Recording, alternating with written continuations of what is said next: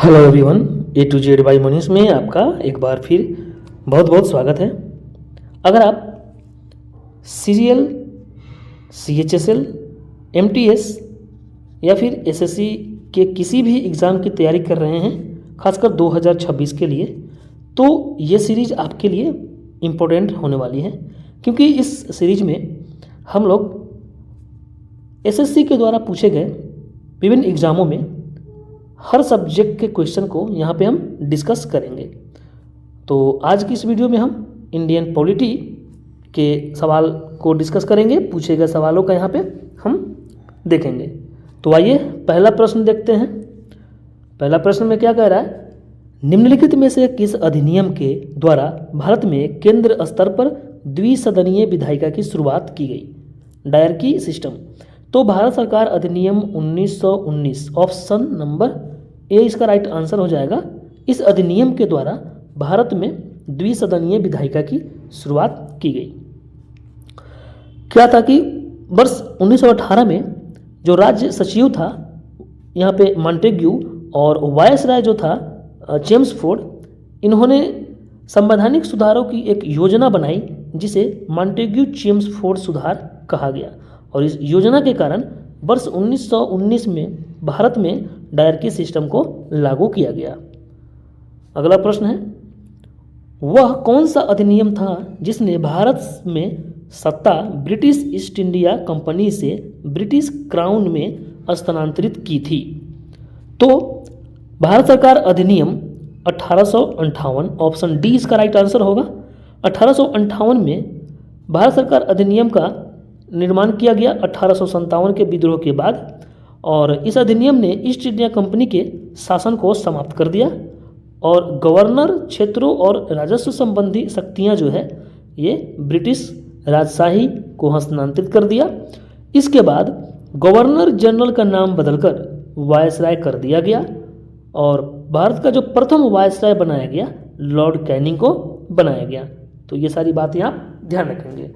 अगला प्रश्न है, संविधान सभा को भारतीय स्वतंत्रता अधिनियम 1947 की धारा डैश द्वारा मान्यता दी गई? तो ऑप्शन डी 8 का ए, संविधान सभा को भारतीय स्वतंत्रता अधिनियम 1947 की धारा 8(1) के द्वारा मान्यता दी गई थी संविधान सभा को। प्रांतों में द्वैध शासन यानी डायरकी सिस्टम को समाप्त करने की संस्तुति डैश के द्वारा की गई थी, उन्मूलन यानी कि समाप्त। तो भारत सरकार अधिनियम 1935 के अधिनियम के द्वारा भारत में जो द्वैध शासन था उसको खत्म करने का आदेश दिया गया था। निम्नलिखित में से कौन संविधान सभा की प्रारूप समिति के सदस्य था? तो प्रारूप समिति का सदस्य doctor K M. Munshi, option number C right answer हो जाएगा। प्रारूप समिति संविधान सभा द्वारा नियुक्त एक समिति था जो 29 अगस्त 1947 को अस्तित्व में आई। इसका कार्य जो था संविधान का प्रारूप तैयार करना था और इसके अध्यक्ष जो थे डॉक्टर भीमराव अंबेडकर थे और इसके अलावा 7 सदस्य भी थे। वो 7 सदस्य का नाम आप यहाँ पे देख सकते हैं। तो इसका right answer option number C हो जाएगा। अगला प्रश्न है, संविधान सभा का 10वां अधिवेशन कब आयोजित किया गया था? तो संविधान सभा का 10वां आयोजन जो था वो 6 से 17 अक्टूबर 1949 को आयोजित किया गया था। ऑप्शन ए राइट आंसर हो जाएगा। भारत के संविधान को बनाने वाली संविधान सभा में कितनी महिला सदस्य थी? तो इस संविधान सभा में कुल 15 महिला सदस्य थी। Option number C right answer होगा। 15 महिला सदस्य थी। कौन कौन थी? विजय लक्ष्मी पंडित, राजकुमारी अमृता कौर, सरोजनी नायडू, सुचेता कृपलानी, पूर्णिमा बनर्जी, लीला राय, जी दुर्गाबाई, हंसा मेहता, कमला चौधरी, मालती चौधरी, रेणुका राय, दक्षयानी वेलायुधन, बेगम एजाज रसूल, एनी मस्करानी, एम्मू स्वामीनाथन। ये 15 महिलाएं थी जो भारतीय संविधान सभा के सदस्य थीं। अगला प्रश्न है, भारत की संविधान सभा की हाउस कमेटी के अध्यक्ष कौन थे? तो हाउस कमेटी के अध्यक्ष बी पट्टाभी सीतारमैया थे। ऑप्शन बी राइट आंसर होगा। ये हाउस कमेटी के अध्यक्ष थे और इन्होंने कांग्रेस का इतिहास नामक एक पुस्तक भी लिखा है। अल्लादी कृष्ण स्वामी अय्यर भारत की संविधान सभा की डैश के अध्यक्ष थे। तो ये प्रत्यय पत्र समिति के अध्यक्ष जो थे अल्लादी कृष्ण स्वामी अय्यर थे। ऑप्शन ए इसका राइट आंसर हो जाएगा। जीवी मावलंकर भारत की संविधान सभा के डैश के अध्यक्ष थे। जीवी मावलंकर कौन थे? पहली लोकसभा के जो अध्यक्ष थे वो संविधान सभा के किस समिति के अध्यक्ष थे? तो प्रकार्य समिति के अध्यक्ष थे। प्रकार्य समिति के अध्यक्ष जीवी मावलंकर थे। भीमराव अंबेडकर स्वतंत्र भारत के पहले डैश मंत्री थे। तो पहले क्या थे? वो कानून मंत्री थे। ऑप्शन सी, प्रथम कानून मंत्री स्वतंत्र भारत के डॉक्टर भीमराव अंबेडकर को बनाया गया था।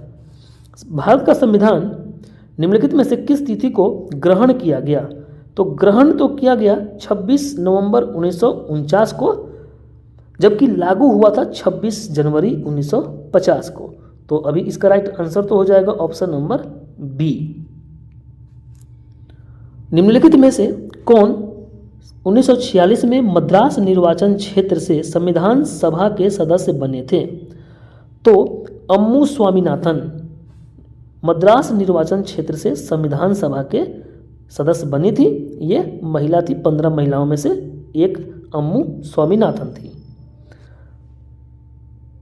भारतीय संविधान में द्विसदन प्रणाली की विशेषता डैश के संविधान से ली गई है। तो भारतीय संविधान में द्विसदनीय प्रणाली की जो विशेषता जो कि अभी तक है लोकसभा और राज्यसभा, ये ब्रिटेन के प्रणाली से लिया गया है, ब्रिटेन से लिया गया है। तो ऑप्शन नंबर डी इसका राइट आंसर होगा। कुछ और यहाँ पे ब्रिटेन से क्या क्या लिया गया है? द्विसदनीय प्रणाली, संसदीय विशेषाधिकार, एकल नागरिकता, ये ब्रिटेन से लिया गया है। आपातकाल के दौरान मूल अधिकारों का निलंबन जर्मनी से लिया गया है। स्वतंत्रता, समानता और बंधुत्व का सिद्धांत और गणतंत्रात्मक व्यवस्था फ्रांस से लिया गया है। संविधान संशोधन की प्रक्रिया, राज्यसभा सदस्यों की निर्वाचन की प्रक्रिया यहाँ पे दक्षिण अफ्रीका से लिया गया है। निम्नलिखित में से किस राष्ट्र के संविधान से प्रेरित होकर भारत ने अपने संविधान में निर्देशक सिद्धांतों की विशेषता को जोड़ा? तो नीति निर्देशक सिद्धांत जो है आयरलैंड से लिया गया है। Option number B right answer होगा। अब यहाँ पे अमेरिका से क्या क्या लिया गया है? मौलिक अधिकार, न्यायपालिका की स्वतंत्रता, न्यायिक पुनरावलोकन और राष्ट्रपति पर महाभियोग, ये सारे अमेरिका से लिए गए हैं। कनाडा से क्या लिया गया है? संघीय व्यवस्था, अवशिष्ट शक्तियों का केंद्र में निहित होना, केंद्र द्वारा राज्यपाल की नियुक्ति, उच्चतम न्यायालय का परामर्शी अधिकार, ये सब कनाडा के संविधान से लिया गया है। उसके बाद में आयरलैंड से लिया गया है राज्य के नीति निर्देशक सिद्धांत और राष्ट्रपति की निर्वाचन पद्धति। उसके बाद में राज्यसभा के लिए सदस्यों का नामांकन भी यहाँ पे आयरलैंड के संविधान से लिया गया है। भारत के संविधान में राजनीति निर्देशक सिद्धांतों को किसके संविधान से लिया गया है? तो अभी हमने देखा आयरलैंड के सिद्धांत से लिया गया है। ऑप्शन डी राइट आंसर हो जाएगा। भारतीय संविधान में अवशिष्ट शक्तियों यानी रेसिडुअल पावर्स का विचार डैश के संविधान से लिया गया है। तो अभी हमने ऊपर देखा विशिष्ट शक्तियाँ, अवशिष्ट शक्तियाँ जो थी वो कनाडा के संविधान से लिया गया था। भारतीय संविधान में किस भाग में संघीय कार्यपालिका का प्रावधान है? तो भाग 5 में जो है संघीय कार्यपालिका का प्रावधान किया गया है। भाग 5 में संघीय कार्यपालिका है। भाग 3 में मौलिक अधिकार, भाग 4 में नीति निर्देशक तत्व या फिर नीति निर्देशक सिद्धांत और भाग 6 में राज्य की कार्यपालिका का यहाँ पे वर्णन किया गया है। भारतीय संविधान के किस भाग में संघीय कार्यपालिका का प्रावधान किया गया? तो अभी हमने देखा भाग 5। भारत के संविधान का भाग 8 डैश से संबंधित है। तो भाग 8 जो है केंद्र शासित शक्तियों, केंद्र शासित प्रदेशों के यहाँ पे से संबंधित है। ऑप्शन सी राइट आंसर हो जाएगा। भारतीय संविधान का भाग 7 के अंतर्गत राज्यों की श्रेणियों का उल्लेख था, लेकिन 7वें संविधान संशोधन 1956 के द्वारा इसे खत्म कर दिया गया। केंद्र शासित क्षेत्र का उल्लेख भाग 8 में के अंतर्गत 239 से 242 तक किया गया है। भारत के संविधान में किस अनुसूची का मिलान उनकी सामग्री के साथ गलत ढंग से किया गया है? तो यहाँ पे अनुसूची का यहाँ पे दिया गया। तो पहली अनुसूची में राज्य और केंद्र शासित प्रदेश है, सही है। तीसरी अनुसूची में शपथ का है, ये भी सही है। ये गलत पूछ रहा है कि गलत कौन है, तो ये दोनों तो सही है। आगे देखते हैं। चौथी अनुसूची में राज्य परिषद में सीटों का आवंटन सही है। राज्यसभा में सीटों का आवंटन चौथी अनुसूची में दिया गया है। दूसरी अनुसूची में भाषा, ये गलत है। दूसरी अनुसूची में भाषा नहीं है, ये भाषा जो है 8वीं अनुसूची में दिया गया है। और भारतीय संविधान के 8वीं अनुसूची में कुल 14 भाषाओं को शामिल किया गया है। अगला प्रश्न है, भारतीय संविधान के किस भाग में केंद्र राज्य संबंधों का उल्लेख किया गया है? तो अभी हमने देखा भाग 11 अनुच्छेद 245 से 225 में केंद्र और राज्यों के बीच संबंधों का उल्लेख किया गया है। भारतीय संविधान का अनुच्छेद 323 डैश से संबंधित है। तो 323 जो है अनुच्छेद वो लोक सेवा आयोगों की रिपोर्टों से संबंधित है। 315 में लोक सेवा आयोग का वर्णन किया गया है और 323 में उसके रिपोर्ट से संबंधित वर्णन किया गया है। भारतीय संविधान मूलतः कितने अनुच्छेद थे? तो भारतीय संविधान में मूलतः जो 395 अनुच्छेद थे और अभी भी 395 भी हैं। 22 भाग हैं और 8 अनुसूचियाँ थी पहले, लेकिन अभी 12 हो गई हैं। अनुच्छेद 172(2) के अनुसार किसी राज्य की डैश भंग नहीं हो सकती है। तो विधान परिषद जो है वो भंग नहीं हो सकती है अनुच्छेद 172 के 2 के अनुसार। राज्य की विधान परिषद का विघटन नहीं होगा, किंतु उसके सदस्यों में से यथासंभव निकटतम 1/3 जो सदस्य हैं प्रत्येक 2 वर्ष पे यहाँ पे सेवानिवृत्त होते रहेंगे। ये विधान परिषद के बारे में अनुच्छेद 172 के 2 में कहा गया है। हाल ही में हटाया गया अनुच्छेद 370 भारत के किस राज्य से संबंध था? तो ये कश्मीर से संबंध था। Option number A right answer हो जाएगा। भारत के संविधान का अनुच्छेद डैश अनुसूचित क्षेत्रों और अनुसूचित जनजातियों के प्रशासन और नियंत्रण से संबंधित प्रावधानों का उल्लेख करता है। तो 244 का एक अनुच्छेद 2 है, ये अनुसूचित क्षेत्रों और अनुसूचित जनजातियों के प्रशासन और नियंत्रण से संबंधित प्रावधानों का उल्लेख करता है। निम्नलिखित में से कौन सा शब्द भारत के संविधान की प्रस्तावना में गणराज्य यानी रिपब्लिक शब्द से पहले नहीं आता है? तो संघीय जो है ये प्रस्तावना में नहीं आता है। ऑप्शन डी राइट आंसर हो जाएगा। भारत के संविधान के निम्नलिखित भागों में से कौन सा भाग नागरिकता से संबंधित है? तो भाग 2 जो है ये नागरिकता से संबंधित है। उसके बाद में भाग 6 जो है राज्य से संबंधित है 152 से 237 अनुच्छेद तक। भाग 8 में संघ राज्य क्षेत्र 239 से 242 अनुच्छेद तक। और भाग 12 में वित्त संपत्ति और संविदाएं और वाद से संबंधित अनुच्छेद 264 से 300 का ए तक यहाँ पे दिया गया है। भारतीय संविधान के अनुच्छेद 32 और 226 के तहत कितने प्रकार की रीट जारी की जा सकती है? तो 5 प्रकार की रीट जारी की जा सकती है। Option number B. 32 के तहत सुप्रीम कोर्ट और 226 के तहत हाई कोर्ट रीट जारी कर सकता है। 5 प्रकार की कौन कौन? बंदी प्रत्यक्षीकरण, प्रतिषेध, उत्प्रेषण, अधिकार परीक्षा और परमादेश। ये 5 रीट जो है सुप्रीम कोर्ट और हाई कोर्ट को जारी करने का यहाँ पे प्रावधान किया गया है।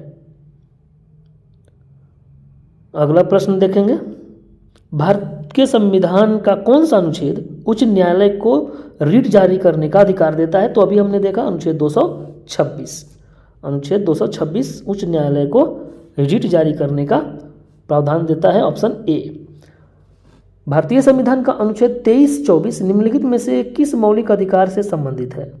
तो ये शोषण के विरुद्ध, option number C right answer हो जाएगा। शोषण के विरुद्ध अधिकार से यहाँ पे संबंधित है, ये मौलिक अधिकार से। भारतीय संविधान के भाग 3 के अनुच्छेद 23-24 में शोषण के विरुद्ध अधिकार से संबंधित यह प्रावधान किया गया है। 23 में क्या कहा जाता है कि मानव दुर्व्यापार, बेगार, बलात् श्रम और इसी तरह के अन्य बलात् श्रमों पर प्रतिबंध लगाने के बारे में प्रावधान किया गया है। अनुच्छेद 24 में क्या कहा गया है कि 24 वर्ष से कम आयु के बालकों को कारखानों, खानों अथवा अन्य किसी जोखिम भरे कार्यों में नहीं लगाया जा सकता है। तो ये 23 और 24 अनुच्छेद में ये बातें कही गई है। भारतीय संविधान के किस अनुच्छेद में शोषण के विरुद्ध अधिकार का प्रावधान किया गया है? तो अभी हमने देखा अनुच्छेद 23 और 24, बी ऑप्शन नंबर इसका सही उत्तर होगा। भारतीय संविधान का अनुच्छेद 26 किससे संबंधित है? तो किसी विशिष्ट धर्म के अभिवृद्धि के लिए करों का समुदाय के बारे में स्वतंत्रता, यानी कि कर संचय करने के बारे में किसी विशिष्ट धर्म के वृद्धि के लिए। ऑप्शन सी राइट आंसर इसका हो जाएगा। भारतीय संविधान के अनुच्छेद 26 जो है धार्मिक कार्यों के प्रबंध के लिए संबंधित है। भारतीय संविधान के भाग 3 में 12 से 35 तक मौलिक अधिकार दिए गए हैं। भारतीय संविधान में अभी 6 मौलिक अधिकार हैं। पहला है समानता का अधिकार जो कि अनुच्छेद 14 से 18 तक है। दूसरा है स्वतंत्रता का अधिकार 1922 तक। उसके बाद में तीसरा है शोषण के खिलाफ 23-24। चौथा है धर्म की स्वतंत्रता का अधिकार 25 से 28 तक। पांचवा है संस्कृति एवं शिक्षा का अधिकार 29 से 30 तक। और छठा अनुच्छेद 32 में क्या कहता है? संवैधानिक उपचारों का अधिकार। ये 6 प्रकार के मौलिक अधिकार हमें प्राप्त है भाग 3 के तहत। निम्नलिखित में से कौन सा युग्म सही सुमेलित है? तो यहाँ पे ऑप्शन नंबर डी जो है ये राइट आंसर हो जाएगा। अनुच्छेद 19 में कहा गया है कि वाक के स्वतंत्रता संबंधी विशिष्ट अधिकारों का संरक्षण है। अनुच्छेद 14 में समानता का अधिकार है। 17 में अस्पृश्यता का अंत है। 18 में उपाधियों का अंत है। और 23-24 में शोषण के विरुद्ध अधिकार। 28 जून 2021 को उच्चतम न्यायालय ने किस मामले में माना कि विकलांग व्यक्तियों को भारत के संविधान 1950 के अनुच्छेद 16(4) के तहत पदोन्नति में आरक्षण का अधिकार देता है? तो केरल बनाम Lisma Joseph, option number D right answer हो जाएगा।